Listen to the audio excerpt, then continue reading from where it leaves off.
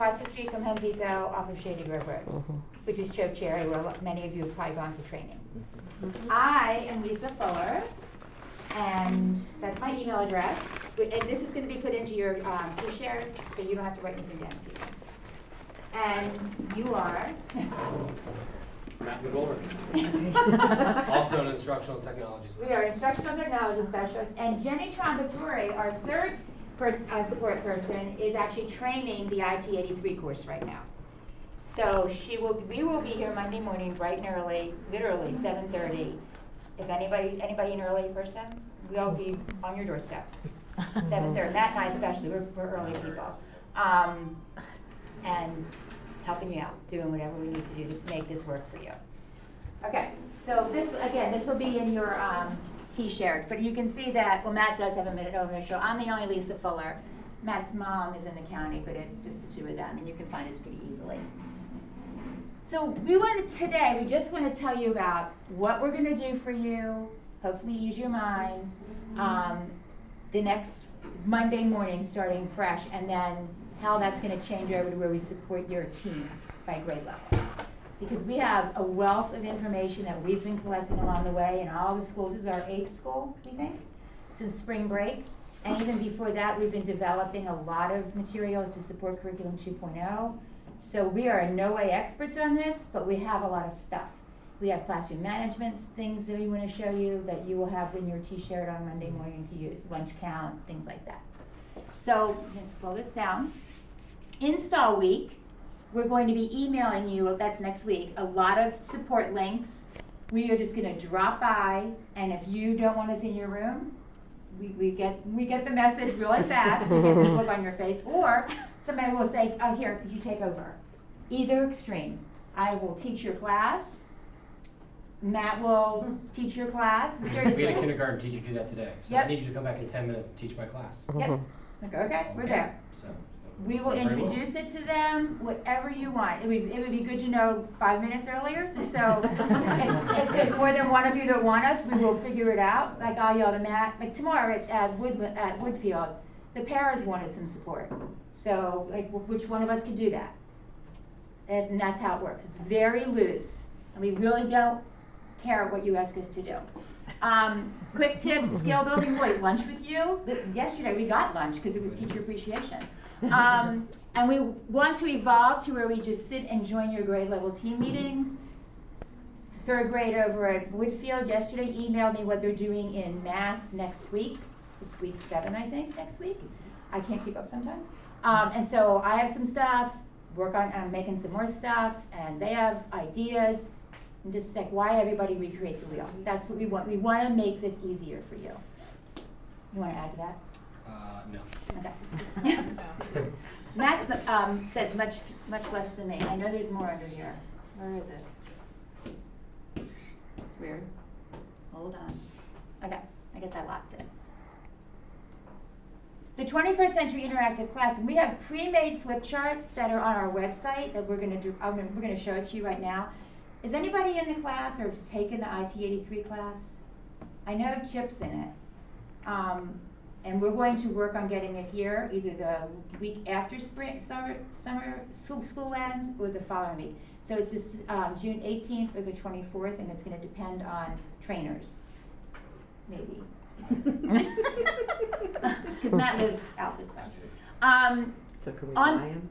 You buy him? No, bribe him. You can bribe him. You can bribe me. He has these little kids that a lot of his time. But I am enrolling a lot of people. Some of you have already enrolled. I got your names and for later in the summer, so you should have gotten a confirmation. So we're still working on that. We're still doing the enrolling. There's free tutorials and quick tips and user guides. When I started learning the software, I would watch the quick tip and I do it. Watch the quick tip and I do it over and over until I got it into my head. And I think it's going to be easier for you because I didn't have anything like this to support me. I was just on my own. Active MCPS is the site where your colleagues all throughout the county have been putting flip charts. Has anybody visited that? I see some nods. There are flip charts for 4 years now. Yeah. And I tend to sort them by grade level and by subject and by date. because we've gotten a lot better at what we expect.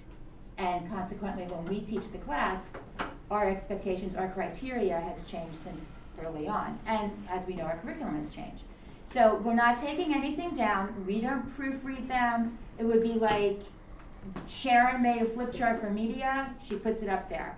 Hopefully she's proofread it, but just know that when you get it, take a minute, make sure that everything is good, and modify it, use it. They're amazing. Matt?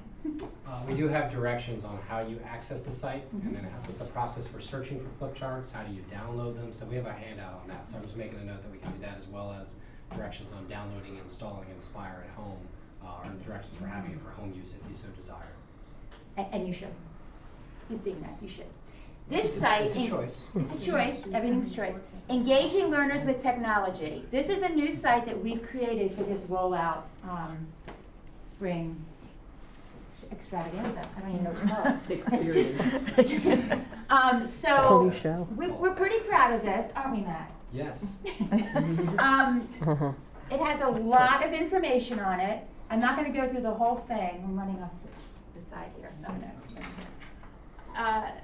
So we're trying to keep this up to date, but we're not being successful with that because we're never in our offices. But I'm not gonna read this whole thing. If you have a question, we answer it. Matt and I don't necessarily answer it, but we have somebody that Carrie Booth, who, if the questions come in, and you just click on here, you could say, how do I turn on my board? Well, chances are that question's already been answered, and I'm going to show you where it would be. But this, you would put your name. Is that name mandatory? No. Okay, so it's not mandatory, but in fact, this is not going onto the MCPS webpage. If you need somebody to really support you, put your name, and don't be embarrassed. Your name, your school, what's your question, and then finish. And then here are the answers to the questions. Here's accessing and downloading flip charts from Promethean Planet. How do I add tools to my main toolbox? Chances are, before you answer a question, why am I having so much trouble? It's off. It's off. Okay, thank you. Look here first. You can see we really do answer the questions. Unlike Google, if you ask a question, we don't even send a message saying we will answer your question at another time. We're trying to stay on top of this. Like, I hadn't even seen this. Are you at the bottom now? Nope. So if you see this, that means there's more. It'll bring up 30, and then you go to the next page. And so, what should I do if my student's toolbox disappears? Really, anything you don't know the answer to, you should put it on here, and we will get the answer to you. Or you can email, and you could also email us. There are some of the questions are around like just technical issues, like what do I do? What is this pen for? You know, where others are really more specific to how do you use Active Inspire. So try and be as specific as possible if you can. But right now they're not cataloged in any way in that way. I think that's one of the things we want to upgrade is like this is really about more troubleshooting. This is really more about using the application, but to come, right? 2.0. 2.0. So like right here, a lot of people ask this, how do I convert a Word document and put it into a flip chart? You turn it into a PDF. But that isn't something like you woke up this morning and know. So but you can use the stuff that you already have. It's really important that you know that because you do not have to start all over. Some people say, like, why does this work? This is called the nib. And if you pull it out, can you ever put it back in? It's just little things like that. Which end of the pen do you use? So ask your questions. Okay, so now I'm going to go back here. You're going to drive for me? That'd be good. Thank you. So Lisa, I'm Yes. sorry, you went to the internet to get to this site? Yes. Okay, so where I got to it through a link in our flip chart, but I'm going to show you how to access it, or Matt can show you how to access it another way. But this will be in your I'm going to go through that. T-shirt. Sure. So my MCPS, you've been to my MCPS. My MCPS, there should be a link in your staff applications, so you just follow that link. So when you get to my MCPS, on the main page, if you scroll down, there's a link here that says 21st Century Interactive Classroom. So that's where we're talking about how you can get to, and we have directions on how to get here. Yep. And then this is the little icon for Active Inspire, the software that accompanies the board. Here's the site where all the teachers are posting their flip charts across the grade levels, you know, elementary, middle, and high. just so you can see here, it says ES flip charts. This is what we have just, what Lisa was talking about earlier prior to showing the other site and what's posted. Right now there's almost 1,200 flip charts just at the elementary level. So again, don't feel like you gotta start from the beginning. And I want to make a note that a class just ended, IT 83, the class that you're going to take this summer, should you choose to enroll, just ended. And we beg people to post what they've made, because the requirement for the course is to make a flip chart. And we really expect that it would be around your content, that's something useful. So these people are posting. These are the people that just came out of a class, marking period 4, grade 3. Anybody grade 3? There you go. I would go right to that, Francesca's final class project. And here's an explanation of what it's about. So you might hate it, but you might like one page in it. You know, it's totally to be modified. I'm going to show them how to Yeah, just from here at the top where it says engaging learners with technology, that will take you to the site, our support site here. Okay, so they're all kind of linked together. So if you can get to one, you can get to the other, and vice versa. Because if you're here, there's a link right here back to Active MCPS or to the 21st Century Interactive Classroom, whatever. They're the same thing. The other's just a mouthful. Oh, so so that's there. This is where we go for elementary. And if you're enrolled in one of the classes, that's where you would go to that to get. But that would be described to you by your trainer. Okay.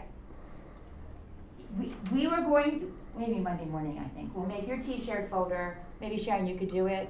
Sure. Tomorrow, and we're going to call it Promethean Support. It starts off with a lunch count flip chart that you can use on Monday morning. We'll come around and help you get that up. And so because kids are going to walk in and just go, and they're going to be very excited, and they're going to want to get to the board. So we're going to give you some ways that they can do that, where all you have to do is stand here like Ben away. And I really purposely modeled who was first in. I said, here, you're taking the pen and share the pen. I never really wanted to touch the pen again. And that's what you should do in your class. So we'll have that for you in your T-shirt, and all the things Matt's writing down that you're questioning or that we feel would be beneficial for you, we will put in T-shirt as well. Then as the week goes on and we see that your comfort level is there, we will add grade level folders within this Promethean support and start putting in, pretty quickly, flip charts around your curriculum. So we're trying to be a week ahead of the curriculum. Is it week 6? Yes. Okay, so we'll probably start putting stuff in for weeks 6 and probably 7, but I have tons of stuff for weeks marking period 1. So we're going to start filling it up. What else is down there? I don't remember. Oh, Promethean Planet. In order to download the software, you have to have a sign-in, a registration with Promethean Planet. It's free. It's www.prometheanplanet.com. We have directions on that too. We have directions on that too. So you create a login, do something you remember, and then we have the download directions. Is anybody a Mac user? Okay, I'm a Mac user. Mac has put something out there on one of the most recent updates. They're blocking this software, so we can tell you how to fix that. Once you have that, then you can get lots of resources from Promethean Planet. They have a great search engine, but just know it's an international company. It's a British company that is used internationally. So you have to say what language you want, and a lot of the stuff has weird spelling, like favor is F-A-V-O-U-R. And you go through and you try to catch them all, and you say to your kids, I got this from a British company, and if I missed one, let me know. I mean, I just put it out there for the kids too. But they've got great resources. Everybody has to teach similar things in math, but it might not, it's no way like all curriculum. You just have to kind of match it up. They have a lot of backgrounds that you can download, resource library stuff that we're going to help you with. And they have active tips. This guy, Scott Caulfield, you can listen to them in your car. Sometimes I do. They're like 2 to 3 minute little clips that you can get through the website. You can also download through iTunes. And he's awesome, very clear, makes a lot of sense. So that's another way to learn this.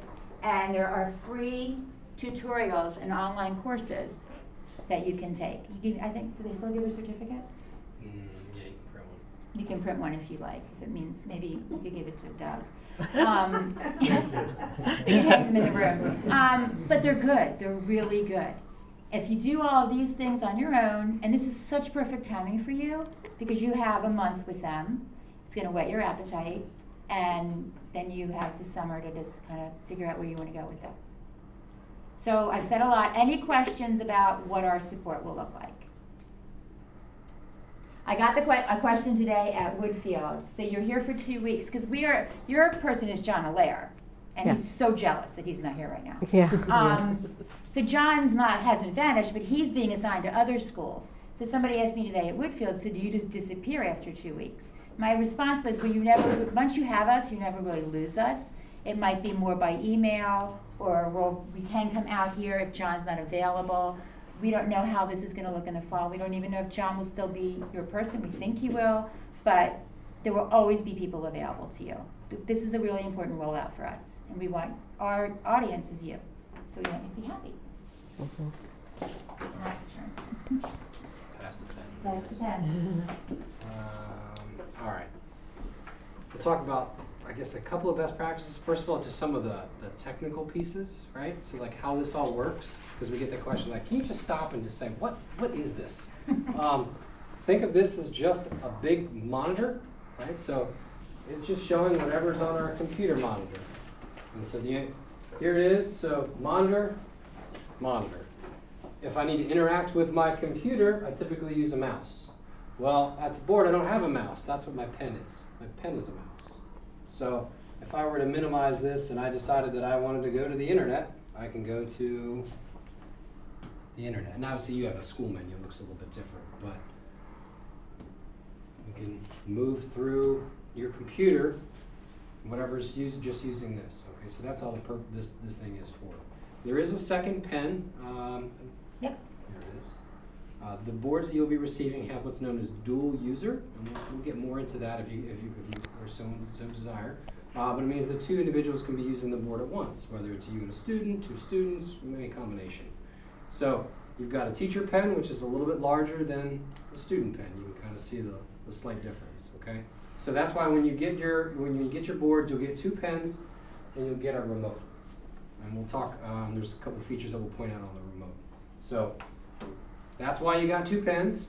Right now I can use one or the other. You can dual, however you feel like you want to do it. The way that I'm acting right now, they both do the same thing.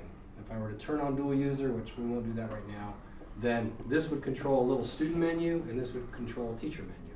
It looks very similar to this thing right here. Okay? Does that make sense in terms of those pieces of equipment? Mm-hmm. All right. The last thing is, don't think of turning on the board per se. All you're doing is really turning on the projector. Has anyone used an LCD cart in their room, like a computer and an LCD? Mm-hmm. All right. Mm-hmm. Think of that. That's all this really is this is just projecting what's on here, and that's the bottom line. As long as you can kind of wrap your head around that process. If you can use a computer, even at a basic level, you can use a Promethean board. All right. So just kind of like say. So if you're showing a video, I mean, it's so cool because now you have this huge screen. Yeah. There's another way to write.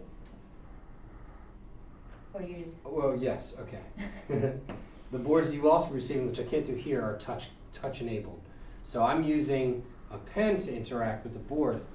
What you will actually be able to do is use your finger to do that instead. So you can choose to use the pen, use your finger, or go back and forth between those. So it's a pretty neat process. I think. So the kids too. The kids as well. The kids we can turn all that use their off? finger.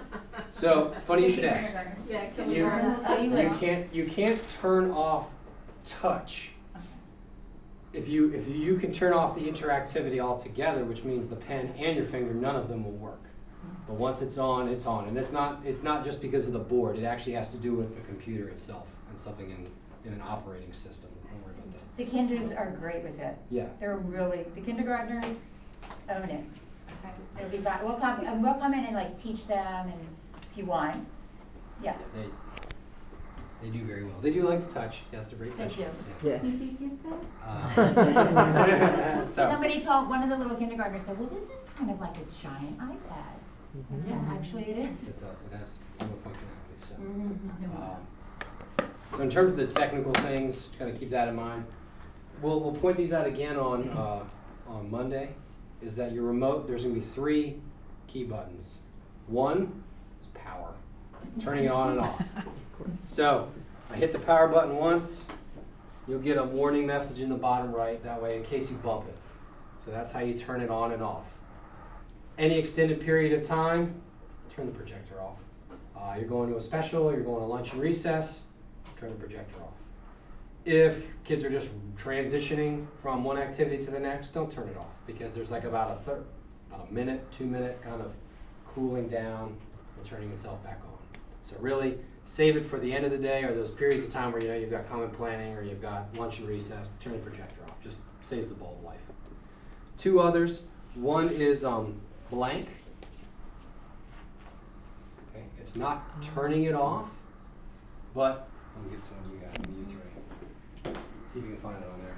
Towards the bottom. That's right. It's the one that says blank.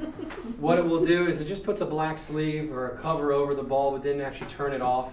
Think of having your overhead projector on, and you've got a transparency, and you put a sheet of paper over the transparency, right? Your overhead's still on. You're just covering the light source. It's the same thing that this is doing.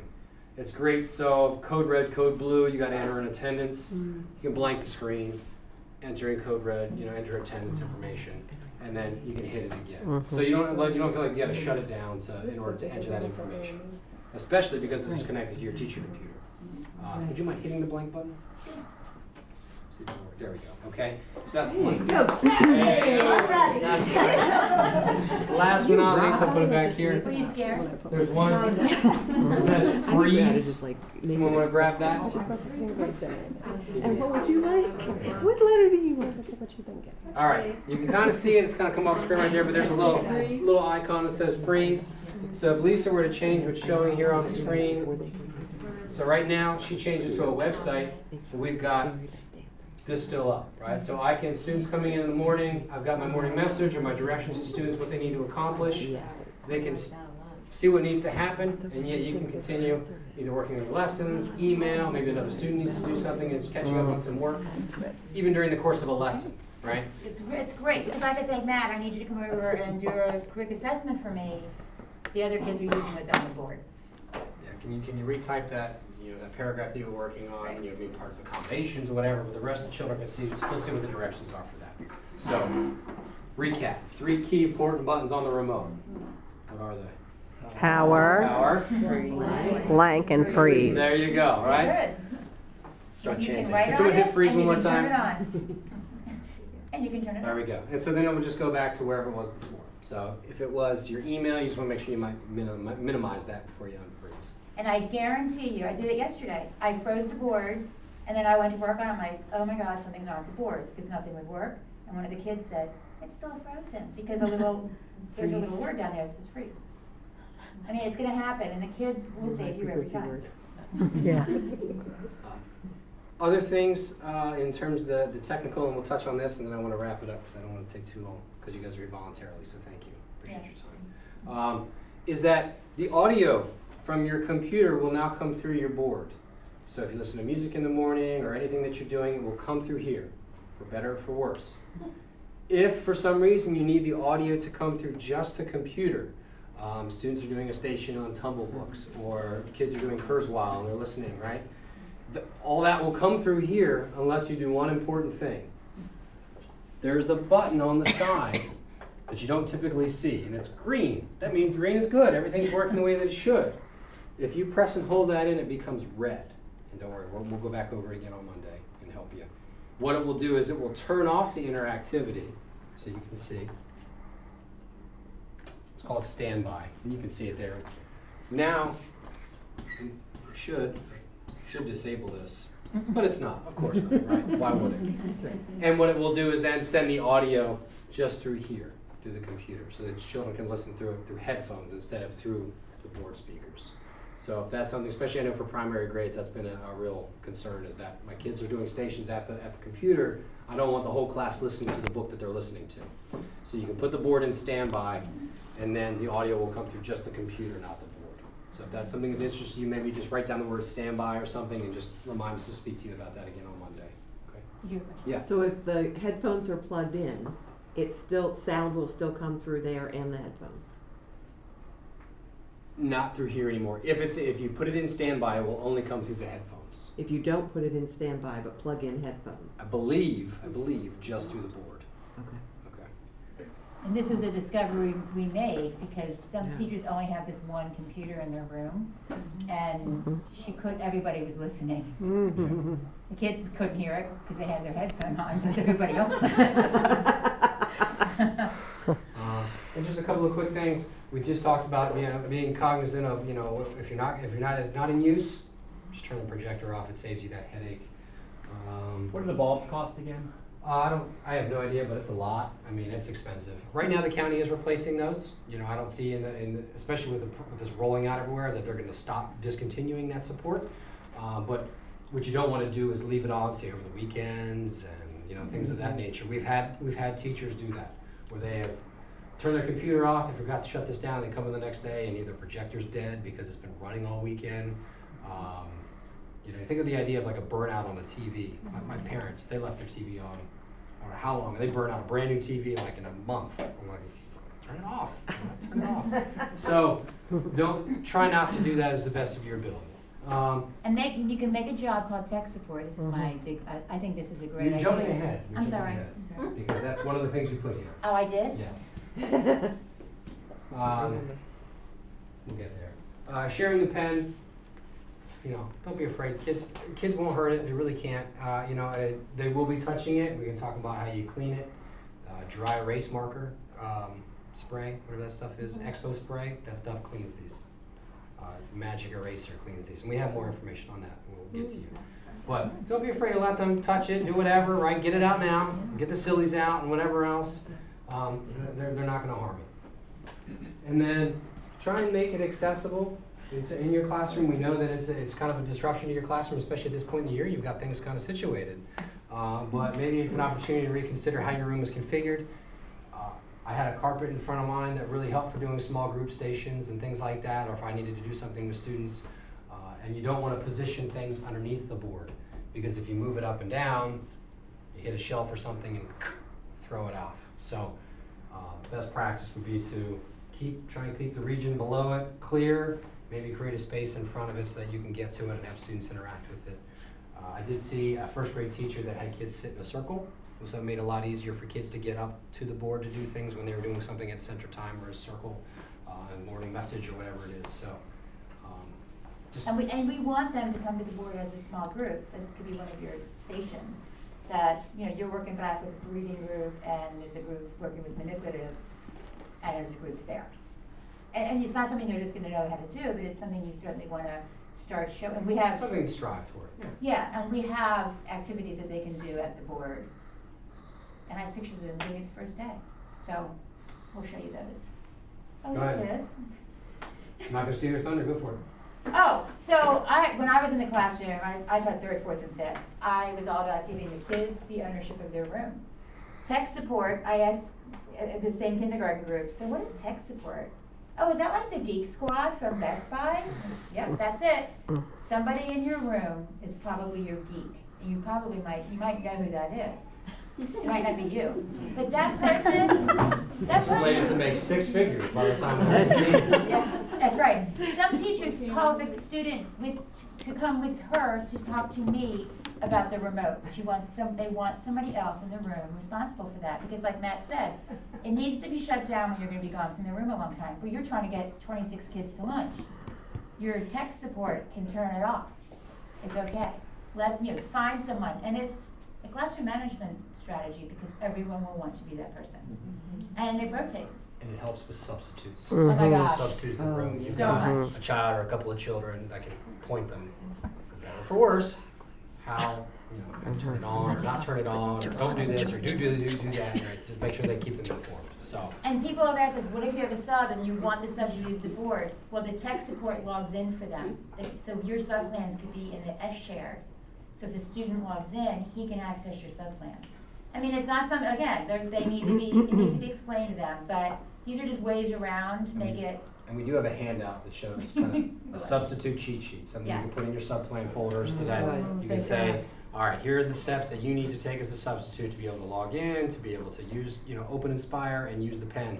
So just to use it as a whiteboard, just as, Right. like to write things down or like write their name or whatever. So those are things that we'll add to your Promethean support folder. So we've been trying to get it on lock. But really, that's kind of the gist of what we wanted to kind of get out in the air today and just kind of be thinking about come Monday. Know that we'll be here. Our support takes many forms, and we will not be absent despite not being present. How's that? So, Right.